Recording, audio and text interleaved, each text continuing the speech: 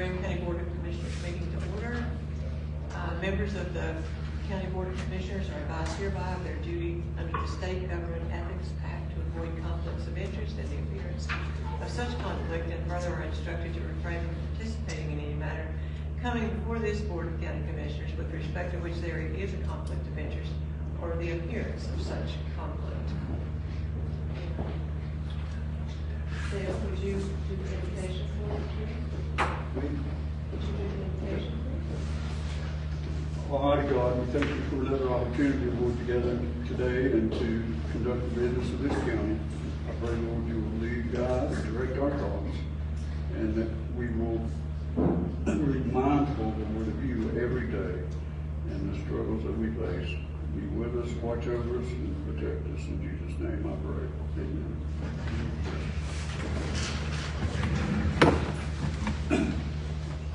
I pledge allegiance to the flag of the United States of America and to the republic for which it stands, one nation, under God, indivisible, with liberty and justice for all.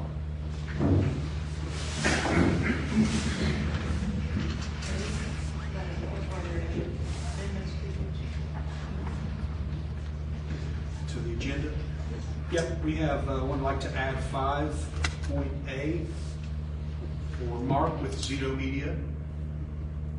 And then the last change will be 6.A, Gary Eisenhower. So we were going to move them up. We're going to go after them. They're pretty close. They'd already been on there. Okay. It's closer to the public comment. Does that include the changes? That's all the changes. Yes, ma'am. I will entertain a motion to approve the agenda as stated. Motion. Is there a second?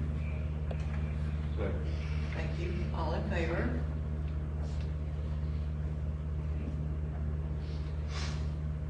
And I would ask also if there is a motion to approve the workshop and regular minutes from March 15th, the emergency meeting of February 18th and the 22nd, and the special meeting of March the 8th. Do I hear? Thank you. Is there a second? Second. All in favor? I think Mark is with us on video. He's going to lead off. Mark, are you there? Can you hear me? I am here. Good afternoon. All right, we'll let you go ahead and do your presentation. Well, thank you, Commissioners. Thank you so much for your time. I appreciate it. And I want to commend you, first of all, for all of the things you have been doing in leadership with your team in the county during some pretty tough years. We've all experienced the challenges of the pandemic and shutdowns and all the complications. So I just want to say, first of all, thank you for what you do every day. And I'm here to talk about a problem and a solution. How does that sound? And the problem is the lack of broadband access, not only in your county, but across America. And during the pandemic and the shutdown, people lost their jobs because they couldn't remote work if they didn't have broadband. Children couldn't do their schoolwork in the safety of their homes because they couldn't do remote education because they didn't have broadband. Seniors couldn't take advantage of telehealth. And so they risked unnecessary exposure to the virus because they didn't have access to broadband at home. This broadband crisis did not magically appear during the pandemic. It's been around a long time, long before the pandemic. And for years, we in the industry have heard the federal government talk about their studies and analysis without really putting money where their mouth is. And then the pandemic came and everything changed, right? Finally, the federal government has awakened to the reality that broadband is a necessity in our world today. And everything has changed. And right now, we have a once-in-a-lifetime opportunity to really solve the problem of broadband, the broadband crisis, where there are about 1/3 of the country in rural America that don't have access to broadband service. And right now, that definition is a minimum speed of 25 down by 3 up. And Western North Carolina and Graham are no exception. So we've gone from a situation where the federal government has kind of provided a trickle of funding to a situation today that I tell my friends it's a lot like drinking from a fire hydrant. I guess that's the way they work, you know, in federal government. Sometimes I wonder what planet they live on, but we're here. And as you know, ARPA money has been available for counties, and a specific portion earmarked for broadband deployment. And in the state of North Carolina, that's the GREAT grant, which is due May the 4th. And the really big news is the Infrastructure Investment and Jobs Act, which was approved last fall, and that will provide a whopping $65 billion nationwide for broadband investment. So when I think about this problem that we have today, it reminds me of the problem of electrical and telephone deployment in previous generations. And back then, the problem was very similar. Private providers of service couldn't deploy in rural areas because you got high costs and not enough people to pay the bills. But the way previous generations solved this in our country was partnership. Partnership between public entities like Graham County and private industry, a company like ours. And we solved the problem of electrical deployment in America. Today, if you don't have access to electricity, that's pretty strange. Same for telephone. And so just like this previous generation solved the problem back in their time, we can solve the problem of broadband deployment by forging a partnership together. And so that's really what I'm here about today. Cdpg Media is a company that serves rural America. We're in 23 states. Of course, we're right here in western North Carolina. And here in our home state of Pennsylvania, Cdpg is a prime provider of telecommunication services for hospitals, medical centers, school districts, government. We're building the state's next-gen 911 system throughout the Commonwealth. And for many residential customers as we do with Graham. And we as a company know how to bring broadband to businesses and residents and so forth. That's what we do every single day. So in 2020, Cdpg participated and applied for the GREAT grant in North Carolina, and we did win for Graham County, and we're in the process of deploying fiber to the home broadband technology in the northern part of the county. I don't know if you're familiar with this technology, but fiber to the home is the fastest kind of technology. It's very quick, very reliable, and very up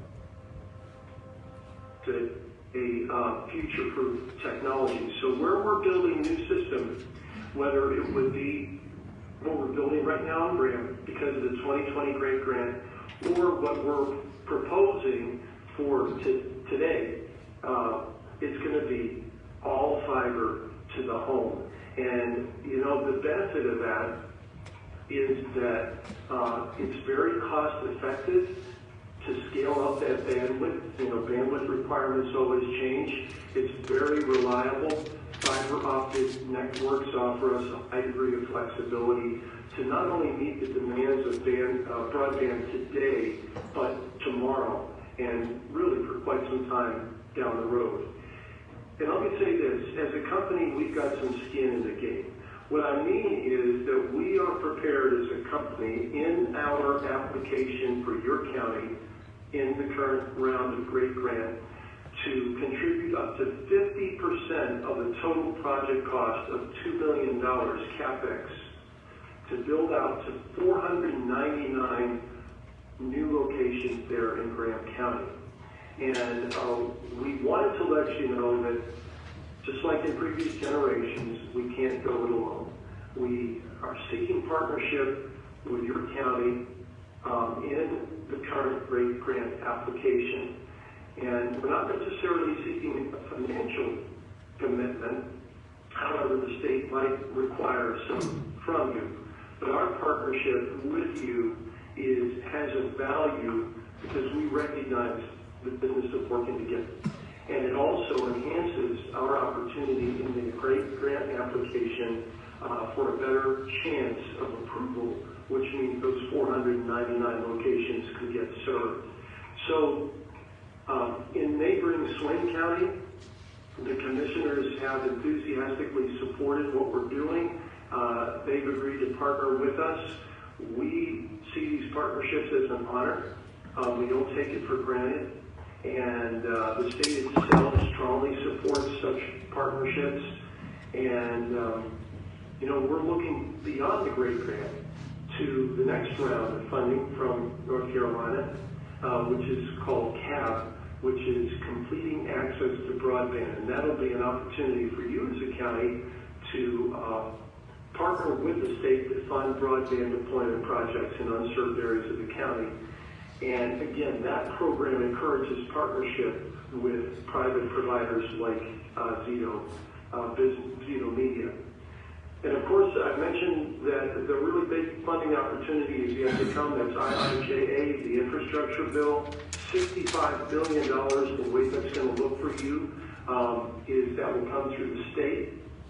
Then the state will have programs on the distribution of those funds. So we expect some more details or information about those opportunities a little later this year.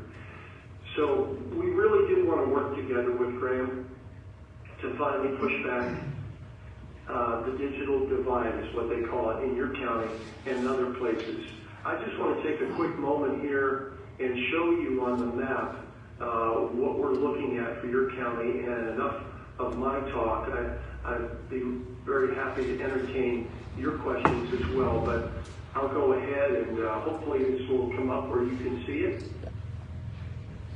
There's some familiar territory for you, of course, and we have identified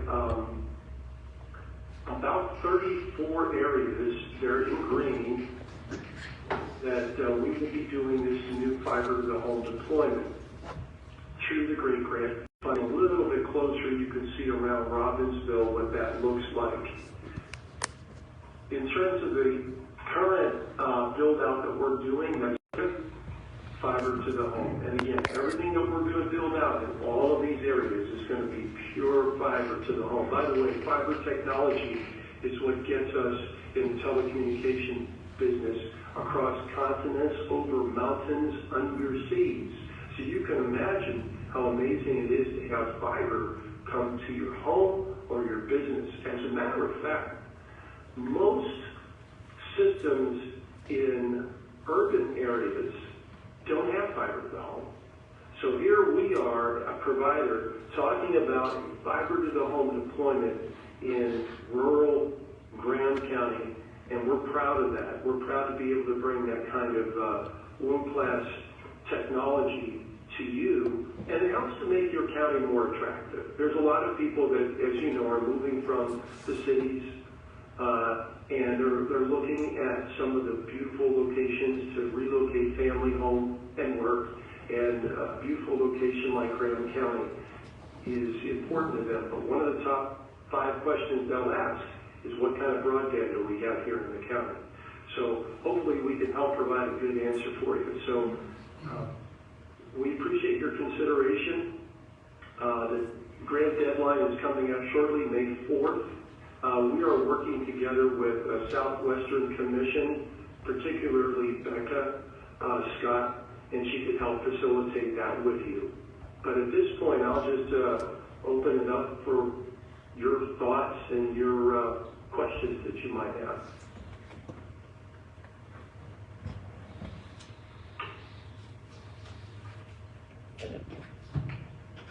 When you say partner with Graham County, define that, beyond that.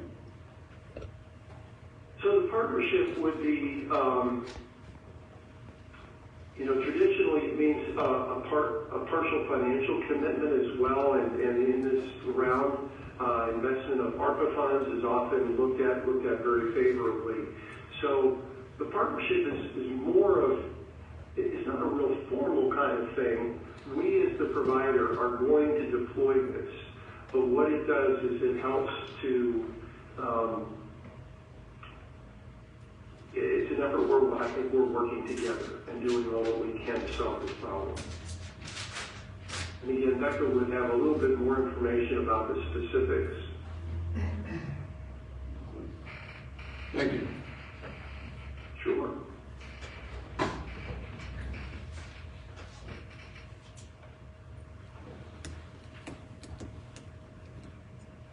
What's the time frame on the project? Funding? So, et cetera? excellent question. I think the turnaround time is about 2 years from the point of announcement of awarding, the awardees of the grant, to the actual deployment of the project. We tend to move very quickly. Now, the thing that can be the more time-intensive thing is, we have to secure pole permits, pole attachments, sometimes it's pole make-ready work. That can take upwards of about 6 months to deploy. We're really hoping to be well on our way to at least beginning that build in about 2 years from now. And if we can get it done sooner, we will. How did you determine the areas that you're going to concentrate your efforts? Excellent question.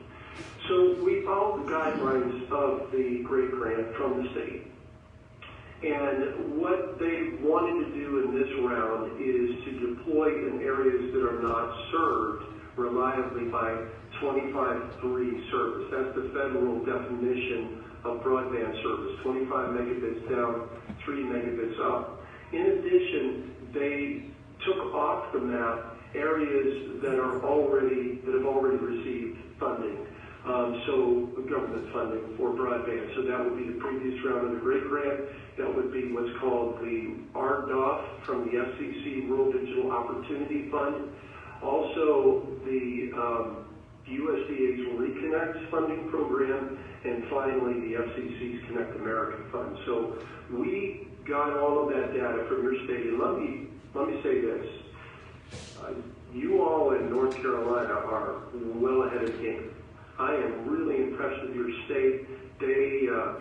I wish Pennsylvania, I tell the Pennsylvania officials, you need to check out what's going on in North Carolina because it's awesome. And they did provide the data. And honestly, that took a lot of areas in your county off the map. In fact, what I can do very quickly here is bring up those prior funded areas. If I can find it quickly here. Thank you for your time. I just turned on the zones that we could not expand to. I'll turn it off and bring it back in.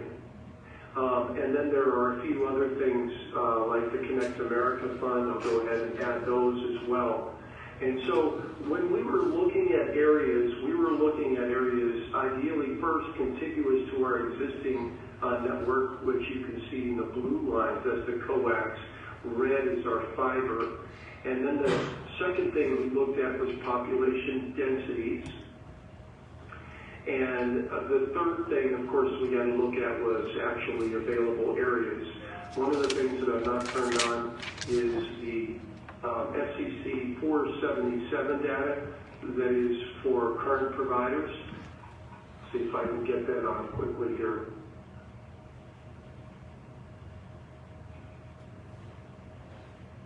And that kind of blocks off another bunch of areas as well. So I'll be honest with you, when I first looked at this thing, I said to Jim Riggins, to the president of our company, it doesn't look like we have a lot of room. But we really did carefully, did a deep dig, and we were able to identify these remaining spots that would be acceptable to the state for application. I'd just like to mention to you that some of these providers have only a few people hooked up in those areas that are highlighted, and it just states that they have been given that opportunity, but other people in those areas have not. Well, we do keep a look at that. In other words, awardees that have been provided the funding and have not followed through with their commitment to build. Obviously, the status of that is under the jurisdiction of the respective agency that's involved with the funding program. So that kind of situation is addressed with the state integrate program and other similar programs and FCC. Some of those award programs have happened very recently. A large portion of your county is affected by funding that's been granted to charter. And so, we'll just keep an eye on that and see. But as a company, and we have done this, where there has been prior funding and an awardee has not fulfilled their responsibility, we have gotten into the running, so to speak, to apply to receive, and we've done that and deployed. I hope that answered your question properly.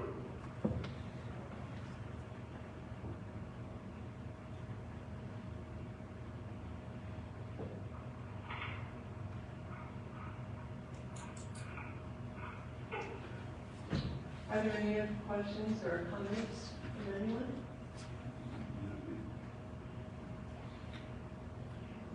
Thank you very much, Mark. Well, thank you so much for your time, allowing me to kind of jump into your agenda today. I really appreciate it, and certainly we appreciate the honor of your consideration. We hope we can do something together with you. Thanks, Mark. I'm sure we'll be in touch. This is Jason. Thank you, Jason. I appreciate it. Have a great evening.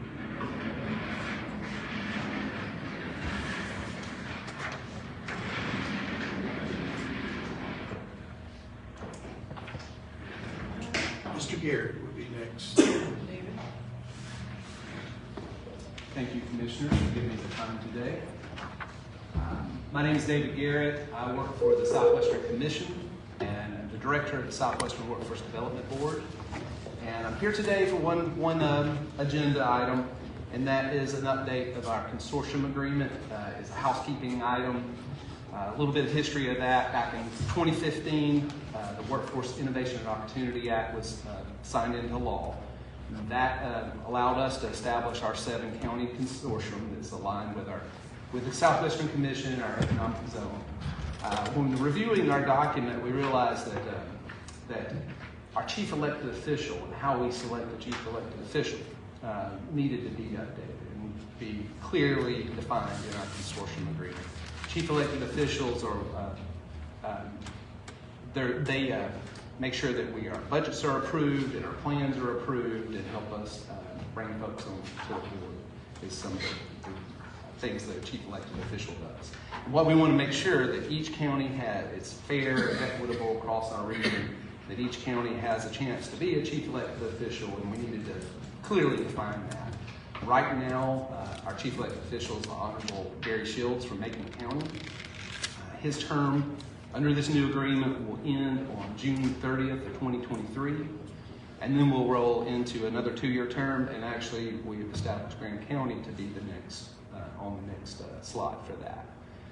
And so today, I'm asking if I can get a signature from the chair and approval and agreement to update this consortium. Any questions? This is an excellent program. We're very fortunate to be a part of it. I think you have the document. I have some copies here if you'd like. Yeah, Wendy, if you want to go ahead, if you got them, provide them to the. Sure.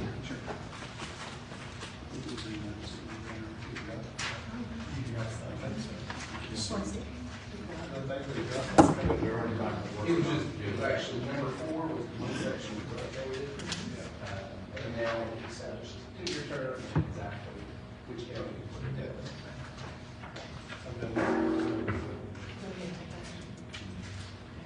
I'll entertain a motion to approve this. Motion. Is there a second? Second. All in favor? Okay.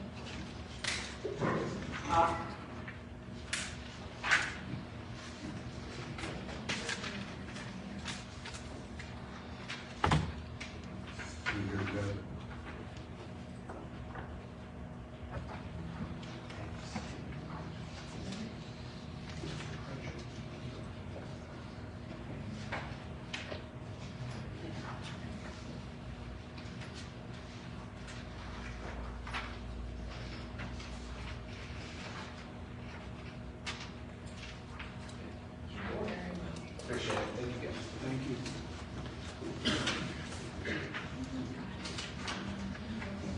Mr. Eisenhower will be next. Okay.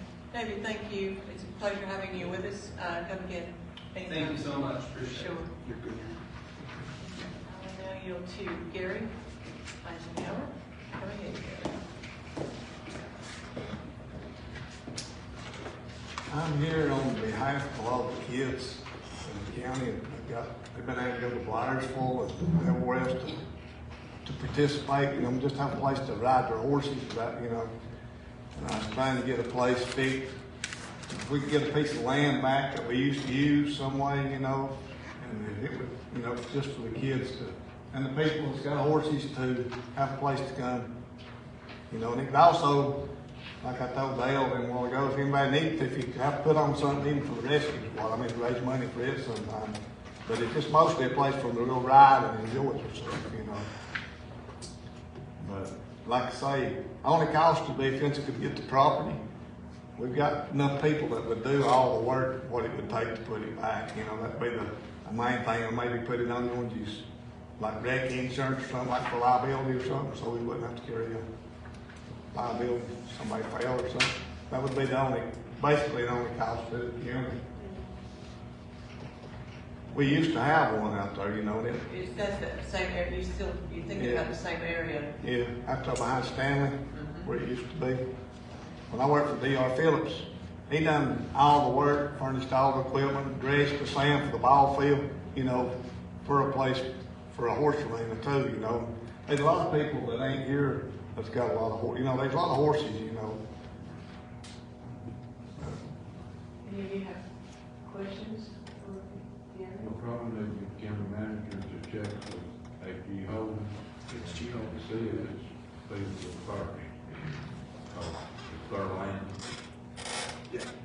It's their land we lease from, including the ball field. So yeah, I don't mind a bit to follow up with HG Holdings and then also probably our county attorney as well, just to make sure what our liability might be.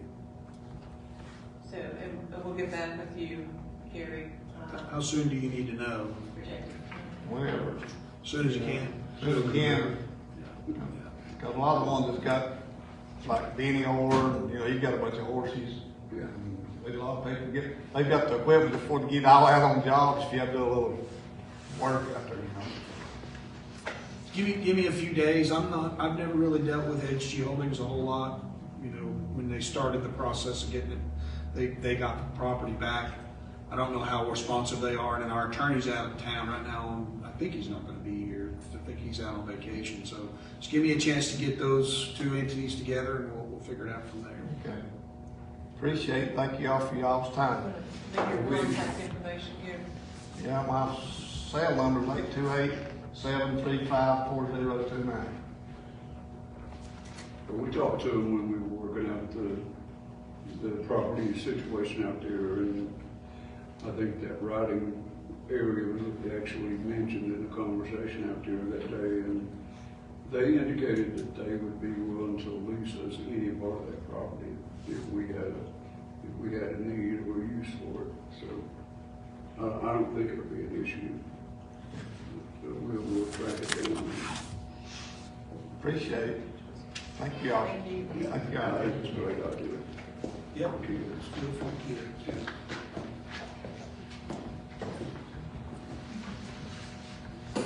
That's it. You're welcome. Appreciate it. Thank you all. Have a good evening. Thanks for coming.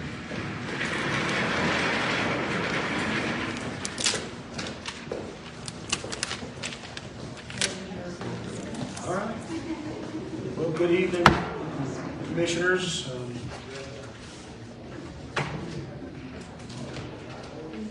CFO, guests, Randy. It's been a very busy couple months, and I've got quite a bit to go over on both the project manager update and the manager's report. If you'll look, you should have on your table the package that's got the cover for the county manager's report. I'll go over several things, and like I said, it's been very busy. I'm hoping I remember I put everything on here. I have to sometimes go back through emails to make sure I'm providing you guys the most updated information that I can. And I also forward emails to you, periodically on things that come up that I think you would be interested in. So we'll start with item 1 is the Graham County Forest Plan objection. And I just wanted, I know that I got the email saying we weren't considered an eligible objector. We raised our concern to the Forest Service, and so it was confirmed on April the 8th of 2022 that Graham County government is considered to be an eligible objector for the Nantahala-Pisgah Forest Plan Revision Project by DeQuincy Gordon, Regional Administrative Review Coordinator, Southern Region, Region 8, Atlanta, Georgia. He indicated in his email also that the resolution meeting time and dates are forthcoming. And I think, Dale, you and I think they talked something about May. I think that was what we originally thought they were going to be in. Next month, they'll start doing those meetings. So we'll stay informed the best we can and keep you guys updated on that. So good news there. Dale and I have reached out to our representatives that's been helping us on this project on some questions that we have. We haven't heard back. We'll follow up with them this week to see where we're at with those. So that was good news. A little update on item number 2, which is the U.S. Forest Service crossover project. I remember, or at least you guys might or might not remember, I provided an update for the crossover project a couple meetings ago and also mentioned a field trip that they're going to be doing. And that field trip will happen this Friday. They will meet at the Tofton Park and Ride parking lot at 10:30 a.m. and then proceed from there to go. And I think Commissioner Wiggins, you may be, talked to Mr. Gaston today, and he said you're planning to go. I would love to attend, but I have a million other things that I probably need to do. So that's going to be good as well. It's going to give a good idea of what to see if anybody really want to go and check that out. If you want to go, bring your lunch and your boots. Yep. You're going to go look at some old growth timber. At least it's said to be old growth. I have my doubts. Item 3 is the Cdpg grants update. There's nothing really to provide other than all of our representatives that are working on those grants are having a hard time getting contractors to respond.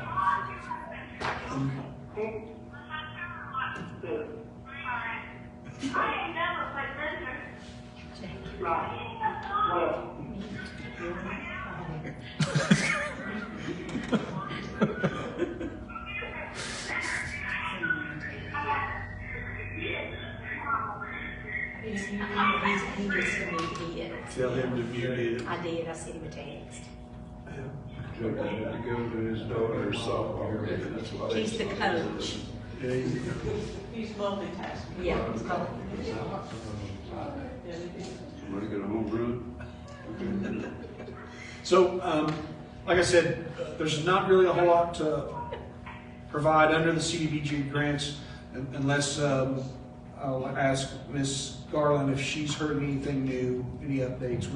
They've not really provided a whole lot of information. We've got to reach out this week or next and try to see where we're at. Yeah, I know one issue is a lot of difficulty in procurement with the folks that will do the surveys, as well as some of the engineering, if I'm thinking straight, Manager Marino, and then also the housing specialist. So we're going to have some, we've already sent bids out twice with no response. So that's No response? no response. Yeah. So Some of them, there's been, I think we had one respond on the legal. one response on the legal Yeah. that was awarded. Excuse me, I forgot that. But it's just been really difficult. No surveyors at all. No surveyors have responded. No. So, as Manager Marino stated, we're going to have to get on the line again with our project administrator and figure, decide what our next step is. If you go through 2 rounds of procurement, a lot of times they'll relax the rules so that you can basically go out and recruit your own. Are we allowed to cross county lines? Oh, yeah. Yes. We did? Yes. Yeah. And we'll continue with the, We did have someone today who emailed in about the housing specialist who was late in responding, and I reached out to Monica, and she stated that she thought that because we've gone through the 2 rounds without any success, that we could probably allow them to put in a quote. So we're making movement, but it's slow. And I did have a conversation with Lori Bailey, and Jason and I did with Nantahala Trust, and because I'm concerned about some of our elderly folk who are on the list for urgent repair, and like roofs that are failing, and you know, things are dragging out. So there's a little bit of money that Nantahala Trust has got for Graham County in this regard. It's not a whole lot, it's like $15,000, but that would help. And then I also had a phone call from a gentleman today with Trinity Episcopal Church in Asheville. They're interested in partnering with the county to help the county obtain funds for some of these urgent repair situations that have been on hold for so long. So there's a little bit of light at the end of the tunnel, but it's just a hard uphill battle. Have any of these folks applied through Foursquare? I'm not sure. That'd be a good, I could send that list. If you would. Okay. please. All right. No questions or comments on item 3, we'll move on. Item 4, just a little update on the Eagle View high resolution aerial imagery. Obviously they're complete with their capture. We are using the software, and it's very, very, very good, technically sound software. I'd encourage, if you get a chance to come by the office, I'll show you. We can look at the difference between Google and this imagery. It's going to be a huge asset to not only our tax assessor's office, but also 911, mapping. They'll be able to get good usage out of that as well too. So we're really pleased with that. We want to be able to assign groups in the imagery, so we're working with Eagle View on software and the user recommendations, which is part of their process too. They have a user time frame within the first 30 to 60 days user, and then come back to them with requests and recommendations. But very good product. I'm really pleased with it. And again, be glad to show you if you get a chance, or I could be glad to maybe bring it up in year one, maybe in another meeting or something. That might be a good opportunity. The Old Stanley, item 5, Old Stanley plant. There's been a lot of talk about and seen a lot of stuff about Bison EV and electric vehicles coming to the county. As you know, we've been very hospitable and welcoming to Bison EV. We would be very excited about any kind of jobs, whether it's 2 or 2,000 that would come to this county. We certainly, and I know the commission, this board is very interested in that. I coordinated a meeting with our local Graham County and Robbinsville officials, North Carolina State Senator Kevin Corbin's office, North Carolina State Representative Carl Gillespie's office, the North Carolina Department of Commerce, North Carolina EDP, which is the Economic Development Partnership, Tri-County Community College, and Bison EV. We conducted that meeting today, a virtual conference, just to get clarity on the subject of what it is that is standing in the way of really not only just Bison EV, but any company that might be seeking to get funding incentives from the state, and even the opportunity to get local as well. I felt like it was spelled out really well. Commissioner Orr and Commissioner Nelms attended the meeting today. It was spelled out really, really plainly in black and white what the Commerce will provide Bison EV, and in turn it will be in Bison's, it'll be in their side of the field to provide Commerce, and that'll be a requirement for them to go forward to be approved to process the application to receive that JDIG grant. So it was, in my opinion, a useful and productive conversation until Bison receives that information, which they did verbally, we wanted to follow up in writing in an email. It'll be, which I think will happen tomorrow or at least this week, it'll be the court, it'll be in Bison's court after that. So very good meeting going forward. That was an excellent meeting, and it was really good to have everyone at the table who has been and is now involved in this process of this request. So Very much so. we're very excited, looking forward to some good news down the road. I agree completely. We'll move on to item 6. Commissioner Eller had asked about potentially looking into the temporary Jacob Court Silk clinic that's being used out in our health department, DSS parking lot.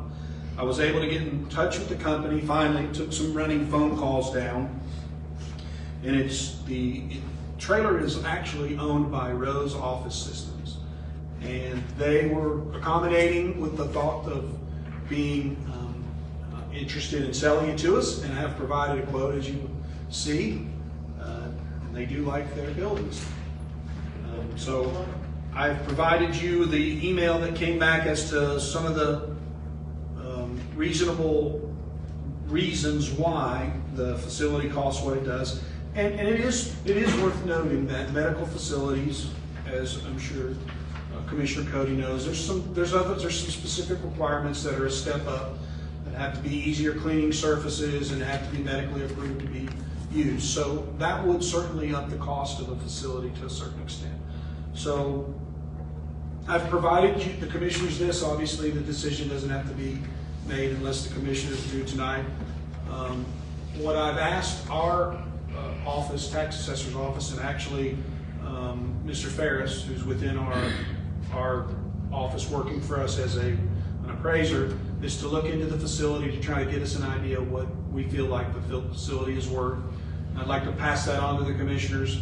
Unfortunately, as you see, and I confirmed in an email, I asked if there was any negotiation with this price. They're holding firm on that number, and they would like an answer by Saturday. So I will be working to try to get the commissioners some internal information, and then let the board make a decision from there. Do you have any questions or comments about that facility? I don't have none.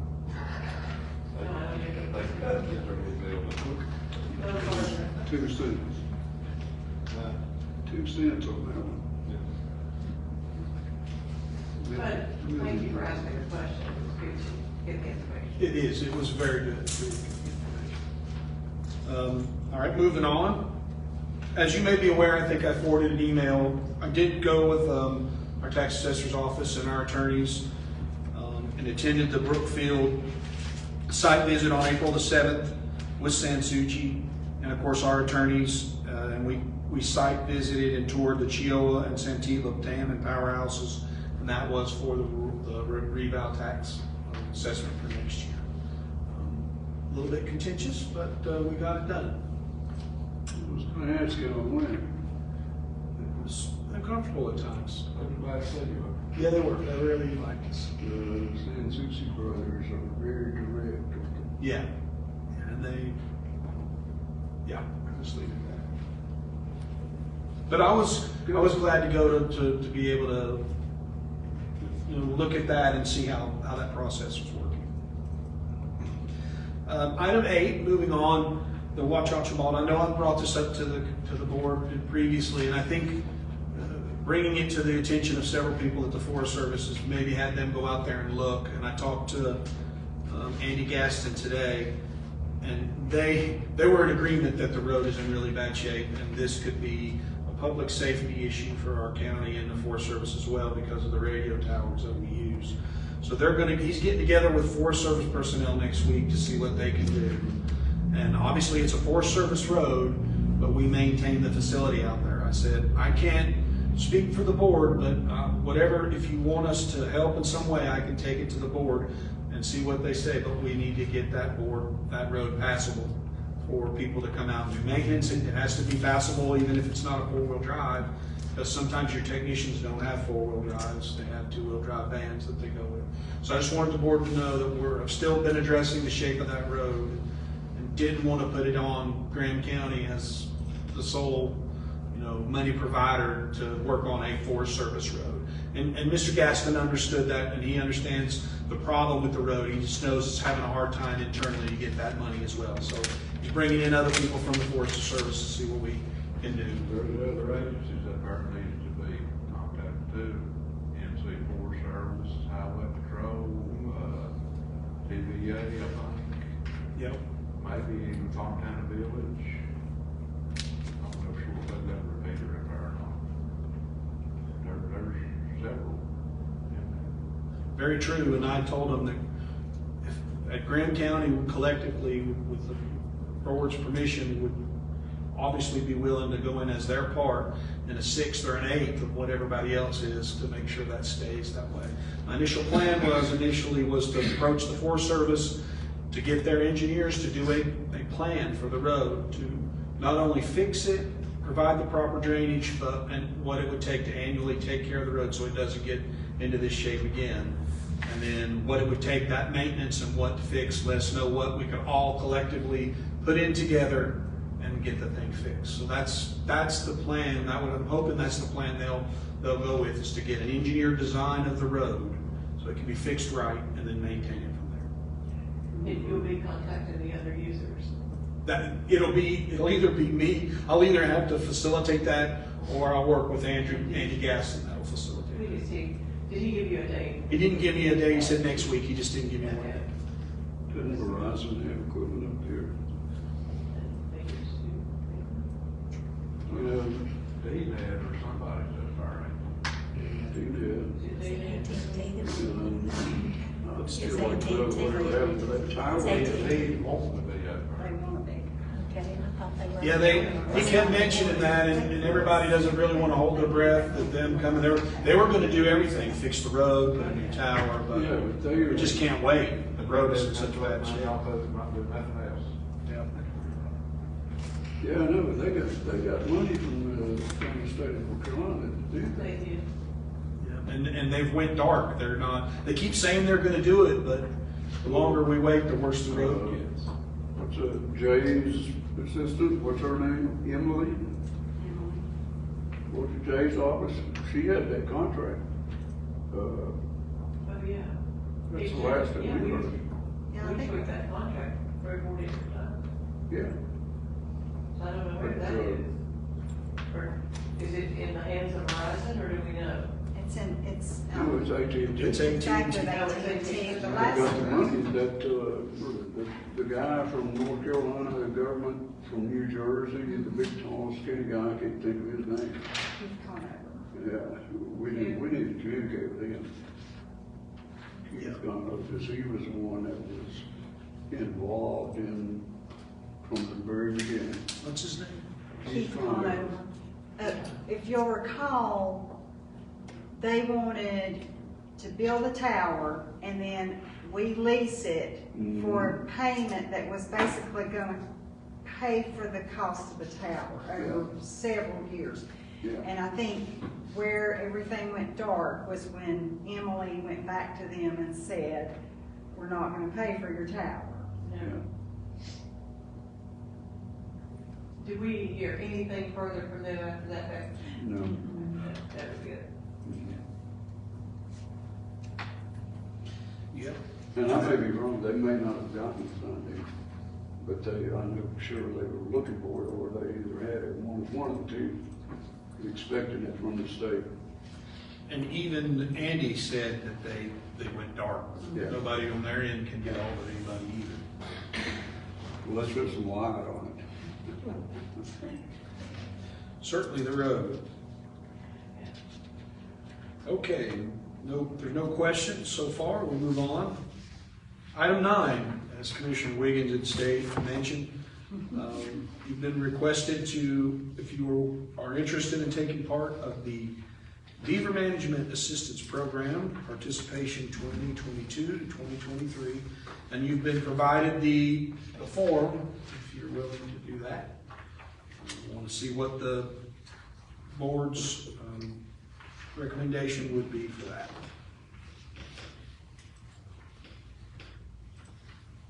I hear you can eat the hind quarter on for good. That's the best way to manage it. I've never tried. So, your thoughts, board? I think we've, I'm not the motion, we don't fool with it. is there a second that, we have a motion and a second that we opt out? All in favor of opting out? Very good.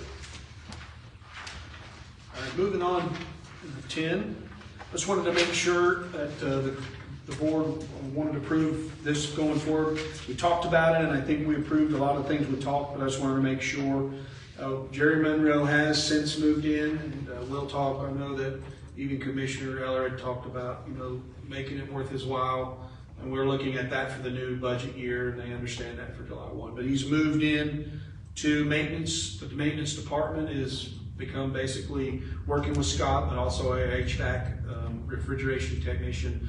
And it's already, hit the ground running and doing an outstanding job. It's going to be such a wonderful asset with things he's been able to already find and see and clean and tracking. And there'll be several things we can do for our units that we'll be able to keep a lot better information and maintenance schedules on them than we were being able to previously. So understanding that, as I presented to the commissioners, just want to make sure everybody's good to go. We wanted to make Scott the head of maintenance and make it a sole standalone department. Of course, with the board's permission, I would work with Ms. Garland on a new number for a different department, and then it would become a standalone department and would go from there.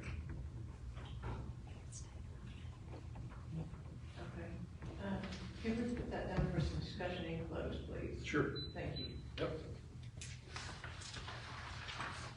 The last couple of items may take a little time. I think Commissioner Wiggins even brought this up, is 11. Basically 11 and 12 is scheduling. We need to scheduling that ARPA workshop, day and time, and then our budget workshops coming up. We need to look at our calendar and see how we want to schedule both of those.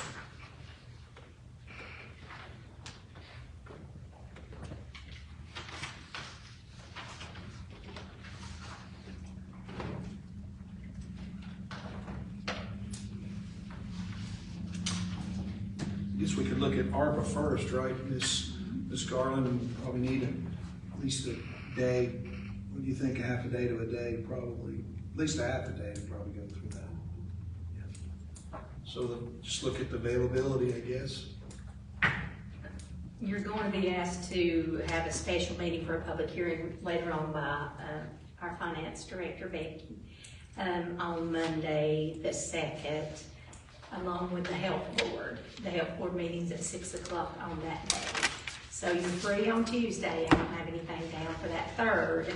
If that's the first Tuesday following, because DSS would be the 2nd and regular workshops the 17th. So if that's something you want to consider, is that too soon, Becky, the 3rd of May? May the 3rd. For ARPA and budget. Just ARPA, Just yes. ARPA's okay. Okay. Or on May the 3rd. What time are you thinking? Lynn? 5:30? Or what time could you get here? 5 o'clock? 4:30, 4:30? 4:30, if that's all right, yeah. It's fine with me. Good. Okay, On May the 3rd. That'll be our first ARPA meeting. that's the ARCA meeting. And then determine the next meeting from there. Is that how you want to work that, or do you want to try to get a date blocked now? Or do you think we can wrap it up in one meeting? I'm hoping we can do it in one meeting. Okay. If you guys have, if the board's been kind of wrapping their head around the needs and the use. You gave us some information on that, thank you. If that's okay with you. And then we're saying 4:30 on May the 3rd. We okay down the line there? May 3rd. 4:30. You good? No, I don't know. We'll work I with know it's gonna be pretty tough from now to the middle of May, so. you. What are you thinking, David?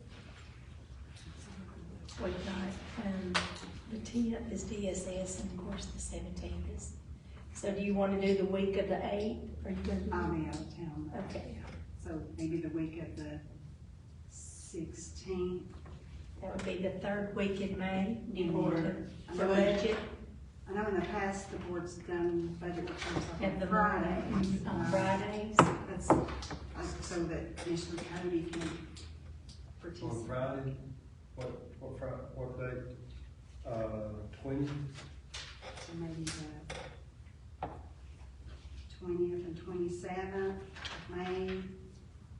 And then if we need it, The so we're third, gonna have it laid out 10 days, right? Mhm. From the 30th, right? Or when we do the public hearing. So maybe the June the 3rd, we need it 10 days from that second meeting right here. yeah. Maybe block off the 3rd and the 10th in case we need. 3rd and the 10th of June, June. and anything in May, May. the 20th and the 27th, is that what? Yes. What time? How long do y'all need? You I'll want take off mornings? if I need to. Do you want mornings? Do you want evenings? If y'all want to do it that morning, we'll do it that morning if y'all want to. It's up to y'all. It's on Fridays. Mm-hmm. Okay, Keith, I know. Morning's good for me. 9 o'clock? I can't. Put it down, I know, you never know what kind of things you do. 9 o'clock, 9 o'clock, 20th, the 20th and the 27th. 27th. And if you want to tentatively wait till the June, or do you want to go ahead and book June 3rd and June 10th at the same time? At 9 o'clock that morning? Probably should, then if we finish, we can, You'll send us an email. I certainly will. Okay. I'll run it in the paper too. We should be able to have it done one day, should in 20 minutes. Sure. Yeah. Come on, Becky. It's gonna be a little tougher I know how this this year. Yeah. don't Last year was break- don't break relatively the- easy, but I don't believe we're gonna have that much fun this year. Don't bring lunch, we don't need it. Okay, we have those set. All right. Manager. That's, unless there's any questions, that concludes the manager's report. And I'll move into the project manager's report, try to go over that as quickly as I can. There won't be a lot of changes. The RDA Moose Branch, the first item, obviously that's not changed. It should start paving. I haven't been over there in the last day or two. It should have been either this week, tomorrow, or next week, Wednesday. But I'll double check. But that obviously until that gets done, there's been no more movement on the Moose Branch subdivision.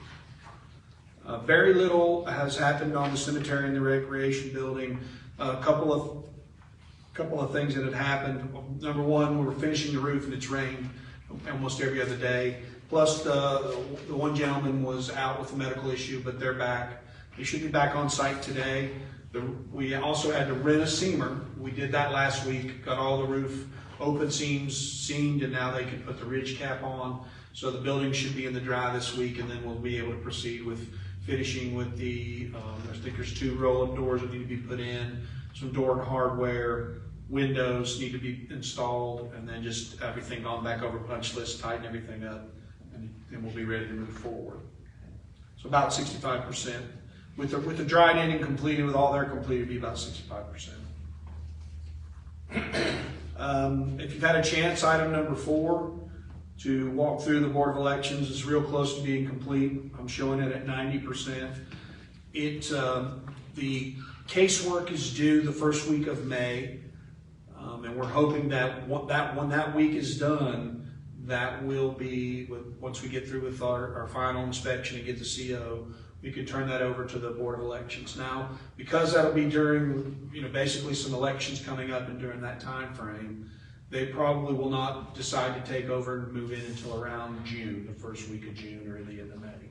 But the building looks really good, very, got a lot of room, very useful, and we're trying to stay, you know, as good a finish as we can put in there at as a low cost as possible. So that's projects is getting close to being complete. I'll obviously keep everybody updated. If you look at item 4, and you see the red lettering, remember this project was split up basically into 3 phases. As the board is aware, we included those phases in the contracts that we bid out. We really need to do some work on these existing bathroom facilities. They're not ADA compliant. So if you look down at the bottom of the page, I'm giving you a report about where we are, what was originally bid. If you notice, the low bid for the board of elections, just that one board of elections, phase 1, came in at the $240,945. The phase 2, phase 3 addition, alternate number 1, was bid at $60,330 with a total of $301,275. That was the low bid, and the board obviously felt like that was higher than what they wanted to commit at that time, understandably. If you look over from that, where we are right now, what we've put into the project is around $136,000. Projected to be roughly, could potentially with the finishes and some other things, maybe close to $150K. I'm estimating the 2 phases to each phase 2 and phase 3 to be about $25K a piece. That would put the total roughly at around $200,000, so considerably under the original bid amount, which was what our goal. So I'm asking, as I reported previously before we move forward with those bathrooms, I would ask the board if they would allow us to go forward with those estimated costs, because we have the bathroom that we're going to put in place is ready to be stood up. We just need to set the fixtures and make the water connections. That would become the new females bathroom for the public. Phase 2 would begin, this female's bathroom would go down and we'd start renovating that. So I'd ask the board if they would consider allowing us to go forward with fixing those 2 public bathrooms as ADA compliant. I'm in agreement with that. Dale, your thoughts? Keith? Yes. Yeah. Need a vote? I do. Do I hear a motion to renovate the existing bathrooms? Is there a second? Second. Second. All in favor? Okay. I want to request a new vent fan for the men's. Okay. That one in there sounds like a helicopter. Yeah, did you not hear it that night I wore my microphone in there? Yes. You heard a lot of stuff that night. I want to thank you, Jason, for the good work that's been done so far. If you haven't looked at the new part of this building and you get a chance, please look at it. It's stunning. It's just an awesome building that all our citizens can and will be proud of, and I certainly am. I think so. We've installed occupancy sensors where we needed them. So what that does, I'm sure you're familiar, is the lights come on and when there's motion and when you leave. So it's going to save. We're using LEDs and we're saving in a lot of ways to try to keep our power consumption down to be affordable for the taxpayers to have to afford it. So yeah, a lot of good things have happened over there, and I'm going to be excited to get the casework in and get it turned over to them so they can utilize their new facility. They've done a good job. The people doing the work have done a great job, I think. I think so too. You seen it, Lee? You gotta get up there. Yeah. All right, I'll move on to item 5. And I brought some more information about this new Justice Center. I just wanted to see what the board wanted to do, if they wanted to, if they needed to maybe hold another meeting to talk about this a little bit, or if they wanted to go over it tonight, how we wanted to approach. Do you want to let me go ahead and at least start soliciting for qualifications from CMAR interested companies and put the committee together, or how you wanted me to proceed on the Justice Center? I would personally like to have a bit of further discussion in closed session when we have all the commissioners present. Okay.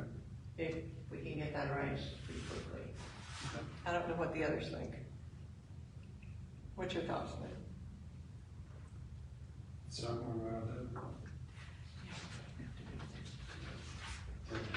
You gotta do it. You gotta do it. Quicker we can get it done, the cheaper it's gonna be. If we can lock it in. Yeah, we needed it about 2 years ago. If we would have locked it in 2 years ago, we'd have been okay. We just had broken contracts, nobody could keep a contract. That's it. Locked in 2 years ago. Couldn't get nobody at work then. Does either of the other commissioners want any further discussion? Just me? Okay. So we can maybe, and we might look at another time when everybody's getting together and do something, instead of waiting another month, we'll see when the next commissioner meeting, when everybody's here. All right, moving on, item 6 would be the 6th grade renovation, if you've got a chance. Go ahead. Sorry, just one thing.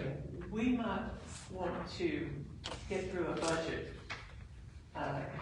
meeting or two before we make a final decision on if we need to talk further about this. And I would yield to Becky on that. That might be wise for the entire board to hear from the finance officer before we. With regards to the justice? Yes. Okay. Okay, no problem. If you get a chance to go over and check out the school, the contractor's doing a really good job over there. It's going to be a really, really nice facility for our kids. They're showing 62% complete. I've provided the graph. And obviously, as you can see, they were supposed to be done, but weather and then the problems with the foundation that everybody, in the beginning, it took a while for them to get out of the ground. So that's the reason why we are where we're at. So very, very good project underway over there.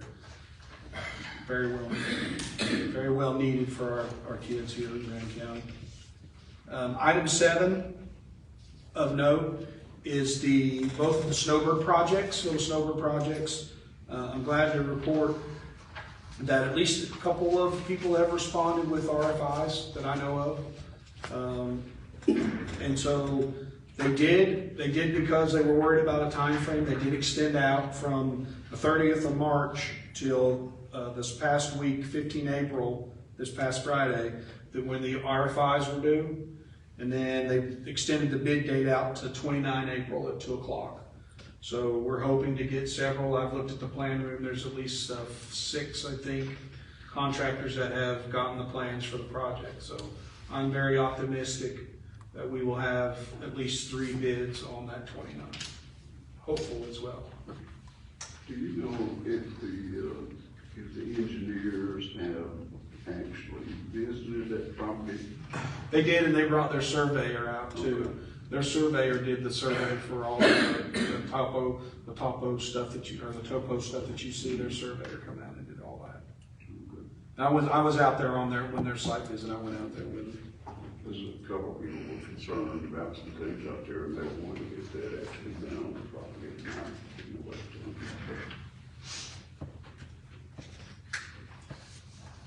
And I think that's been a long time. Yes, it has.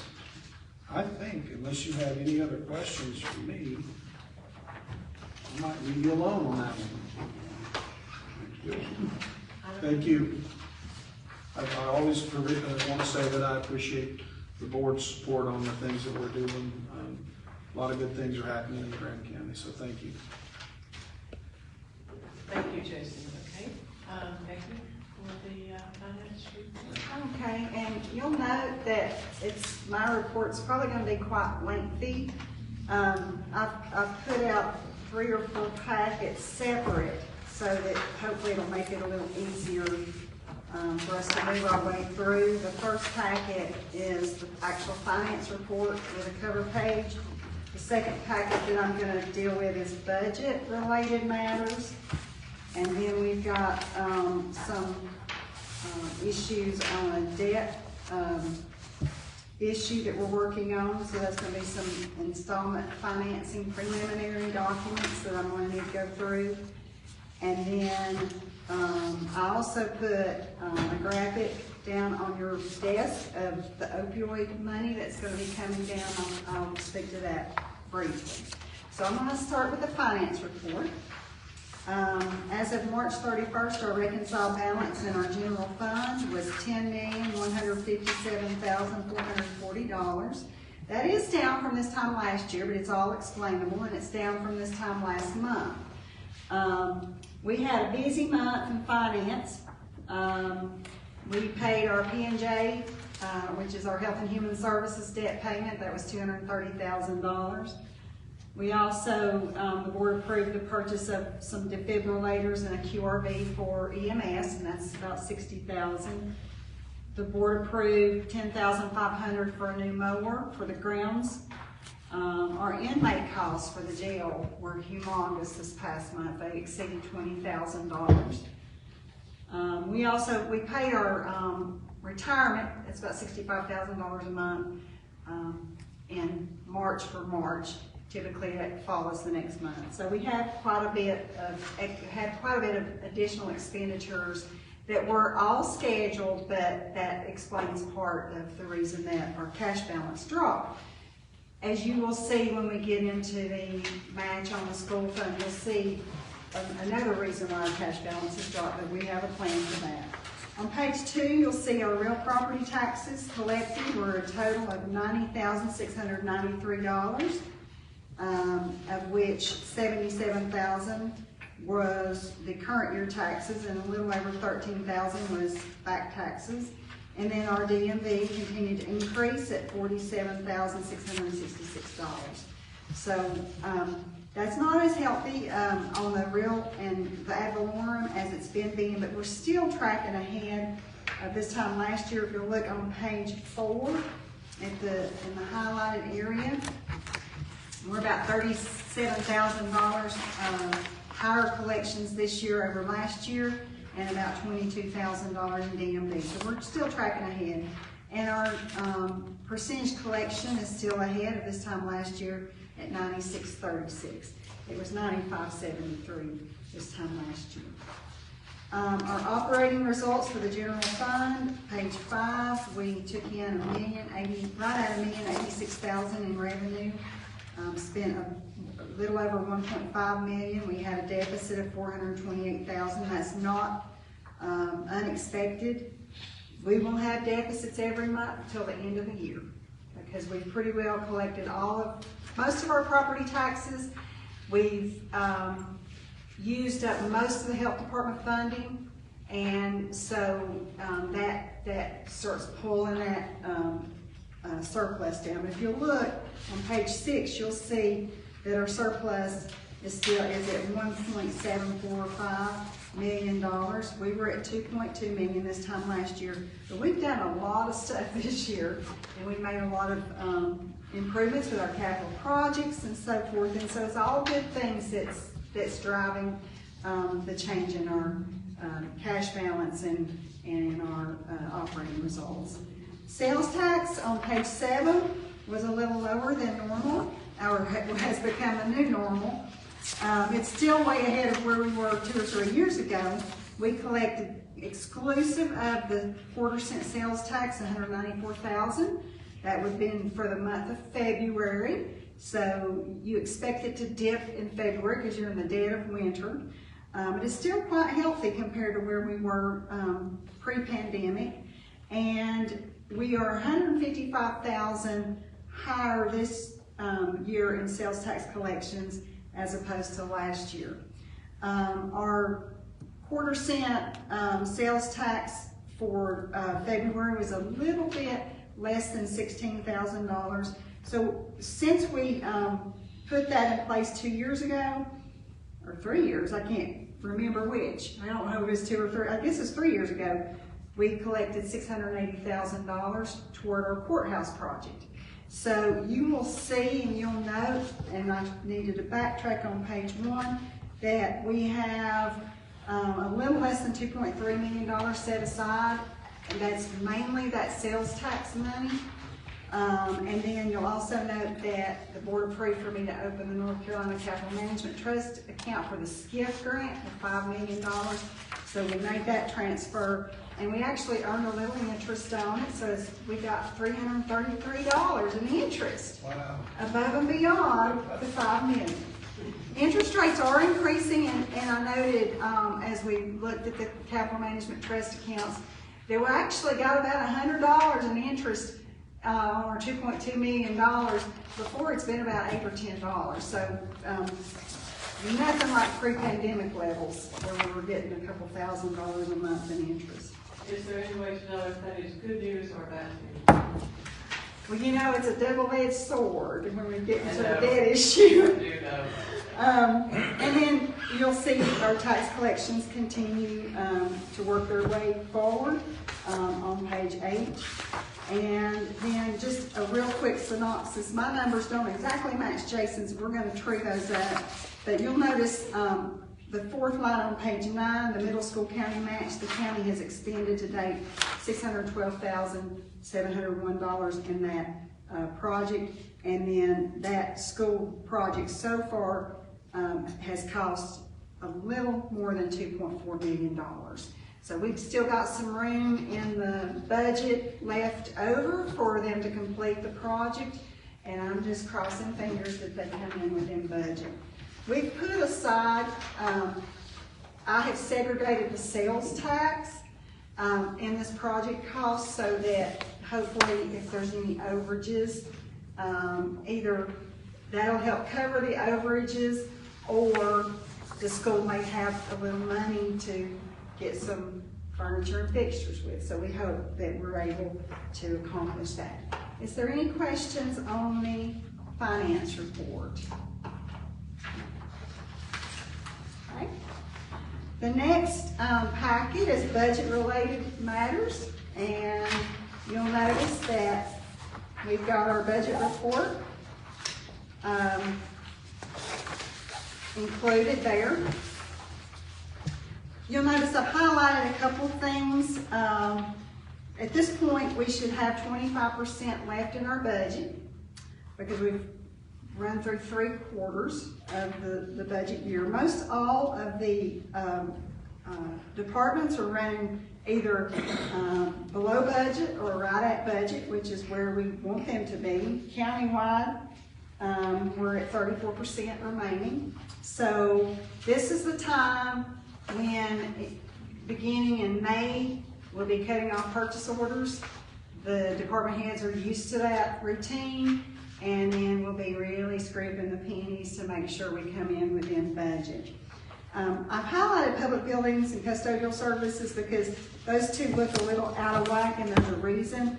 In going through the mid-year review, we discovered that when we spun off custodial services, the payroll didn't quite follow that, and so I've got to move some salaries expense out of custodial back into public building. And then you'll notice the health department is running well within its budget. DSS is running way behind budget, so that's something that we'll want to look at closely when we're in our budget workshops. And also grounds will probably, I've got an issue, I think, where our grounds director was working in other departments, helping out in the winter, and not telling him he would go to A4 or wherever it be, and it was all going into his budget. So he and I are going to meet and look at that, but it also includes along there. Any questions? Okay, so the next item in your budget packet is a budget amendment number 17, which is basically the board approved amending the budget last meeting for the $10,500 spent on the lawnmower that I needed ratified in this meeting. Entertain a motion to approve budget amendment 17. Motion. Your second? Thank you. All in favor? Okay, and the third item in your budget package is a project ordinance for the OSBM SCIF grant, which is the courthouse money, the $5 million. So Basically, this project ordinance will set up a new fund in the county audit, the county books, where we will track this money separately for the $5 million. And just some items of note, we're directed to proceed with the project within the terms of contract number 20251 with the funds to be restricted to the construction of a new justice center for the county. Funds herewith must be obligated according to the contract during the period beginning in 2024 and ending in 2026. I will note that in our preliminary meetings with the OSBM, they said that those dates are not hard and fast because they realize that capital projects take a while, but they did want us to make sure that we restricted the funds, which we have, and also to make certain that we account for those funds in a separate fund.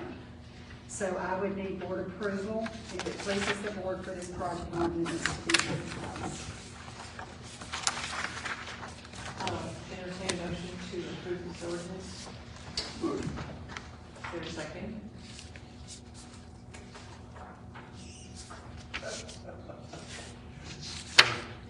All in favor?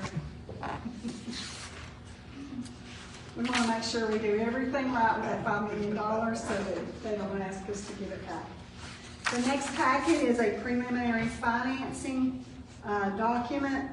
There's a couple of things. In your first page, you'll see I've highlighted, it's a calendar for an installment financing agreement. This relates to back financing the county match on the school project, okay? And if you'll recall, I think in August of 2021, we put in place a resolution to do the back financing, and as well as covering the costs of the election board renovation, the cemetery, and the recreation buildings.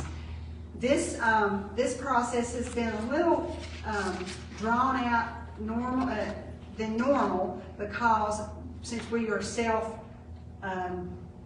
we're the contractor for those two buildings, and then the renovation, we had to get to a specific level of being complete so that Jason could give a good solid estimate of the total cost. And so we've had several phone calls with Davenport, which is our debt consultant, and you'll notice I've highlighted for today on this calendar that the county will call for a public hearing to be held on May 2nd, and that the county will consider adopting a preliminary findings resolution.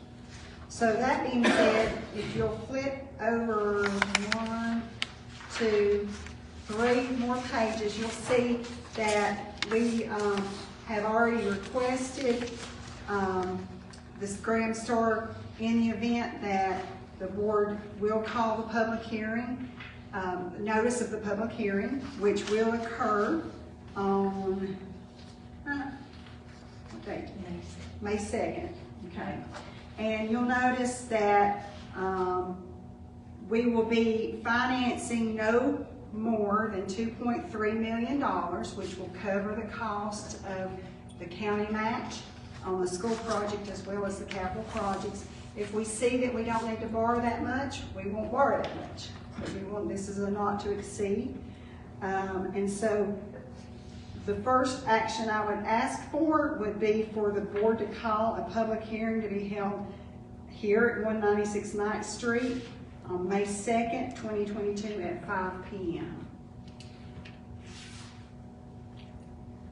You can just call it with agreement. You don't have to do a motion this year. Just call for the agreement as you do.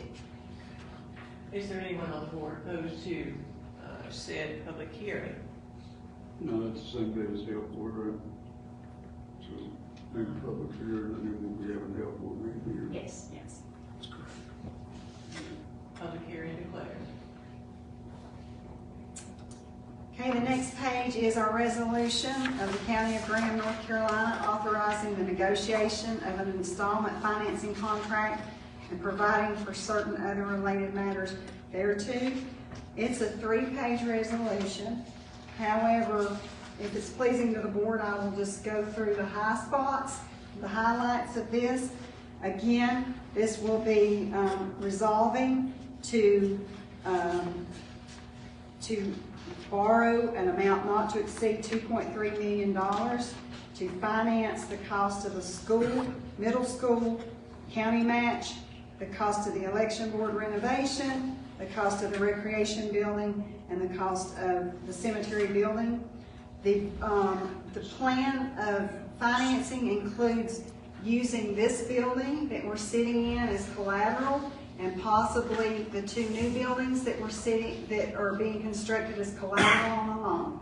We are not looking to use the school as collateral for two reasons. Number one, we're still paying that building off, the high school building. We're almost finished paying it off, but we've still got a year or two on it. As well as because the middle school is connected to the high school, that would tie up that entire property, which is worth way more than the $2.3 million, as collateral, and that's not something that is prudent to do at this point. We will be using Parker, Poe, Adams, and Bernstein LLP as our special counsel to help us with all of the federal and state regulations that follow a borrowing such as this. And we will be in the process on May 3rd of submitting our application to the Local Government Commission. We had a phone meeting with them last Thursday afternoon, and they gave us a favorable response to our request. And then, as we've mentioned, the resolution also addresses our public hearing and the notice of the public hearing. So if it's pleasing to the board, I'm asking for the board to pass the resolution. Okay. Are there any questions for the finance officer before we?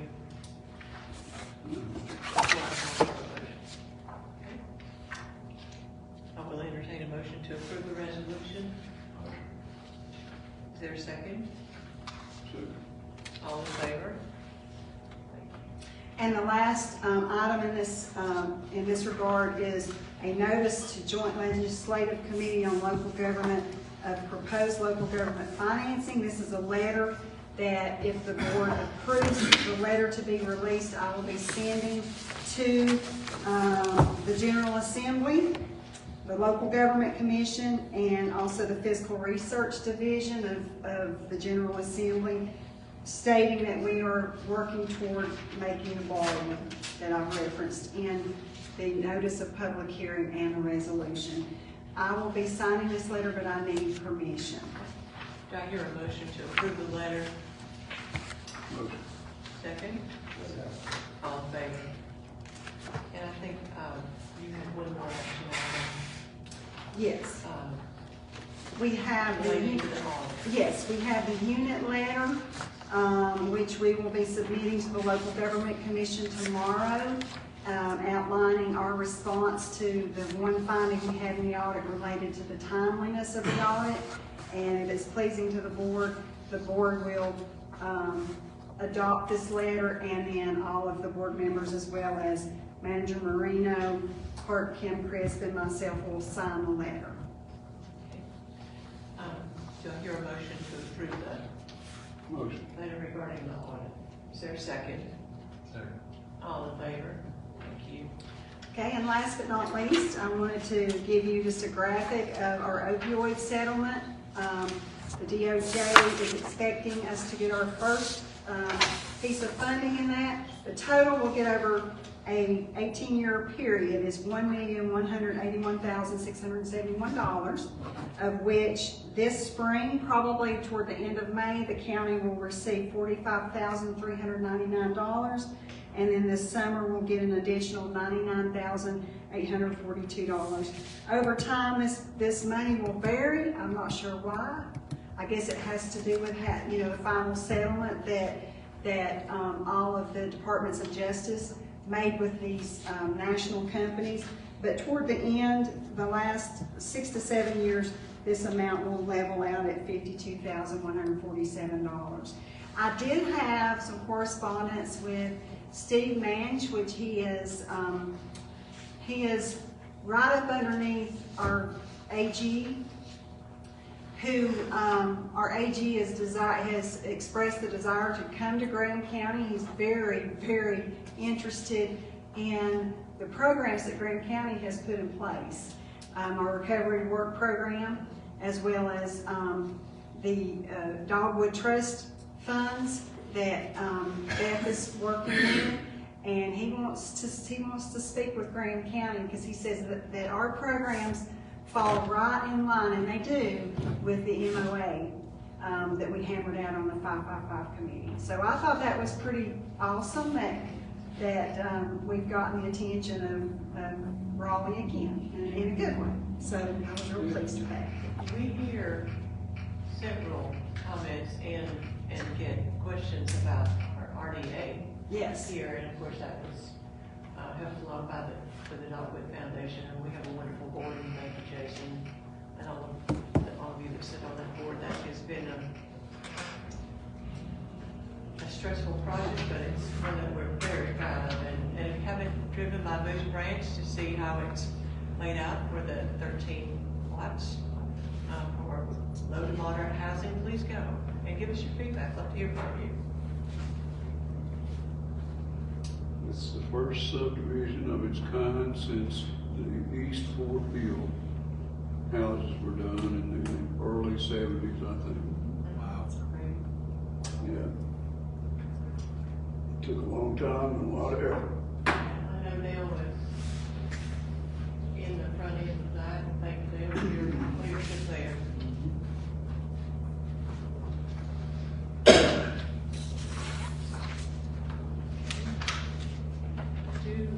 Does that conclude your report? Yes, thank you. Do we have anyone for public comments?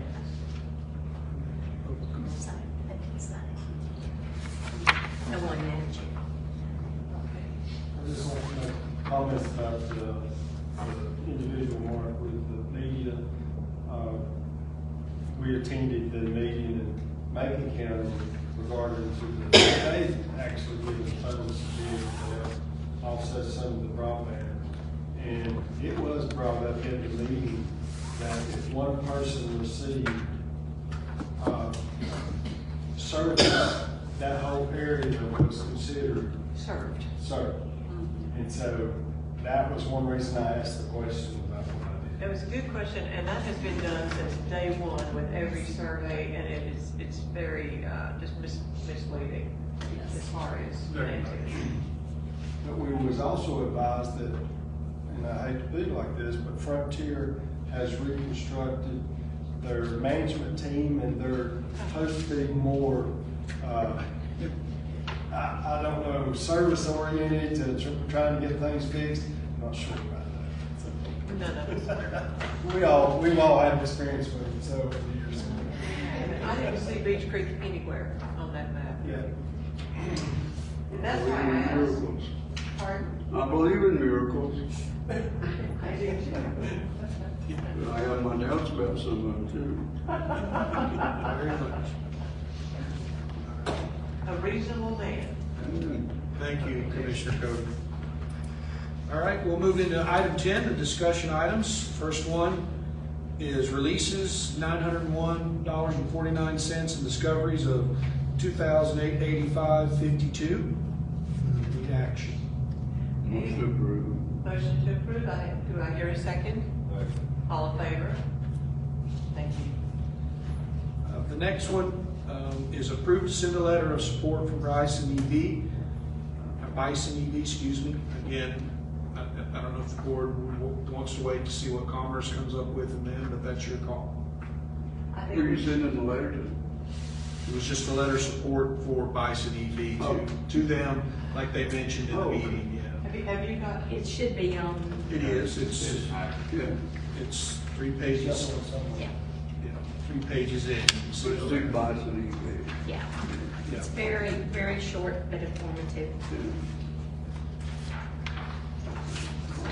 yeah. It's the last one. Y'all want to give that some consideration? Are you okay with it? I'm good with it. Good with it. We restructured the letter a good little bit from the first one that we got, so. All right, motion to approve this letter? Motion. Second? All in favor? All right. And then next, it'll need action to approve polls. Letter A, 3/18/2022, leave without pay for EMS employee new hire. Motion. Is there a second? So, All in favor? can we read them off and do one vote on all of them? We can. You can, unless there's one you don't. Resolve. Yeah, unless you don't, if you see one you don't, but I'll read them down. According to the paper back there, we voted yes on every one of them. Okay, all right, I'll read them out if that makes it easier. I'll read them all, okay. The next one would be B, 3/2022 Senior Center donation of chairs to Rescue Coalition. C is 3/23/2022 payment to Van Winkle Law Firm. D is 3/28/2022 sheriff grant of $14,000 to purchase supplies. E is 4/4/2022 polygraph training, $5,750 for deputy. That's also part of that, right? Yes. Yes, it is, correct. F is 4/4/2022 motel costs for polygraph training of $7,500. And last is G, 4/6/2022 FMLA extension request. Okay, I'll ask for a motion of record Motion to approve one. approve these polls. We're gonna do a motion, second. All in favor? I'm sorry, I've been interrupted. I'm trying to catch myself. You're welcome. I've been interrupted. I'm trying to catch myself. Then lastly, would be any new or old business. All right, if there's not, Madam Chair, it would be number 11 would be for you. Okay. At this time, I will entertain a motion to go into closed session under GS 143, 31811, A1356, privilege or confidential information, attorney-client privilege, personnel, and contracts.